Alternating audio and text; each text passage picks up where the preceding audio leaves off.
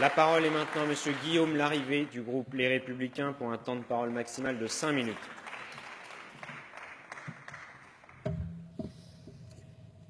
Monsieur le Président, Monsieur le ministre d'État, Madame la Présidente de la Commission des lois, Monsieur le rapporteur, mes chers collègues, chacun le sait, à 5 reprises déjà, sous la précédente législature, nous avons prorogé l'application de l'état d'urgence. Nous l'avons choisi en étant guidés par une seule exigence, l'esprit de responsabilité qui doit tout particulièrement prévaloir lorsqu'est en jeu la sécurité nationale. Ce qui compte face au péril du terrorisme islamiste, c'est l'efficacité de l'État pour sauvegarder la nation et pour sauver des vies. Nous n'avons d'ailleurs pas attendu l'élection d'Emmanuel Macron pour savoir nous rassembler sur l'essentiel.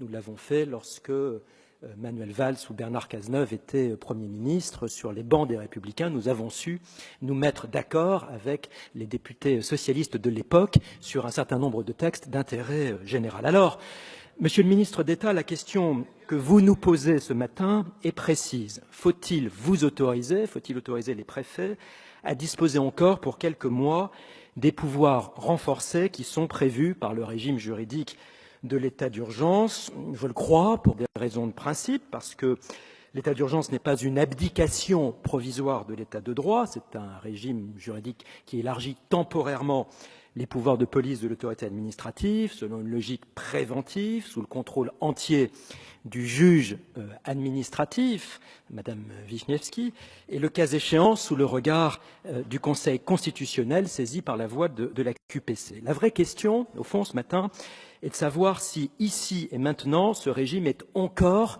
adapté aux nécessités de la lutte antiterroriste.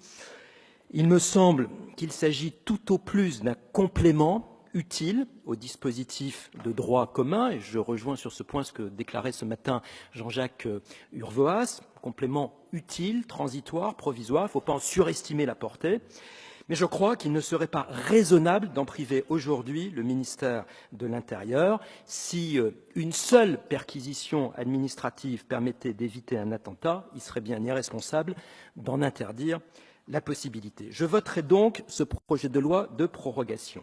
Mais, Monsieur le ministre d'État, il me semble plus indispensable encore que le gouvernement s'efforce dès aujourd'hui d'en finir avec un certain nombre de carences opérationnelles qui fragilisent très gravement la sécurité intérieure. La première carence, c'est la faiblesse structurelle des capacités judiciaires et pénitentiaires.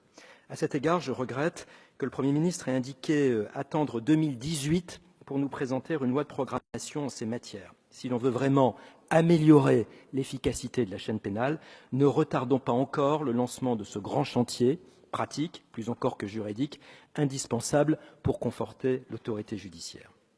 L'autre carence opérationnelle concerne très directement les services sur lesquels, Monsieur le ministre d'État, vous exercez votre autorité. À cet égard, je souhaite aborder ici 3 points très concrets qui appellent, je crois, des réponses précises de votre part. En premier lieu, le Premier ministre a annoncé qu'il recherchait 5 milliards d'économies en 2017 et il a annoncé surtout qu'aucun ministère ne serait sanctuarisé.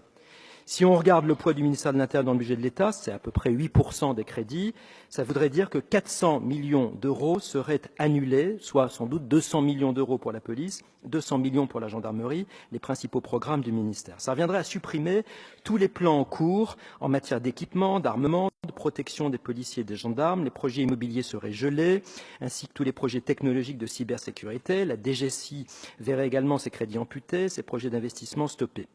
Pouvez-vous nous indiquer, Monsieur le ministre d'État, ce matin, l'état des arbitrages interministériels sur ce sujet, afin de préciser les moyens budgétaires qui permettront aux policiers et aux gendarmes d'accomplir leur mission?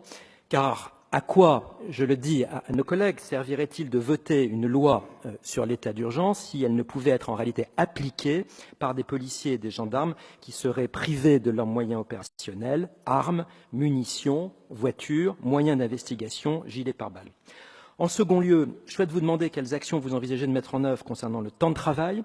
La réforme actuelle des cycles horaires pourrait absorber, selon certains scénarios, près de 10 000 effectifs, soit la quasi-totalité des créations d'emplois envisagées pendant le quinquennat dans les forces de sécurité. Enfin, Comme vous le savez, c'est ma troisième et dernière question technique, les heures supplémentaires sont un sujet structurel dans la police nationale, avec un stock valorisé à plus de 260 millions d'euros et des heures croissantes depuis les attentats de 2015 qui sont jusqu'alors non payées.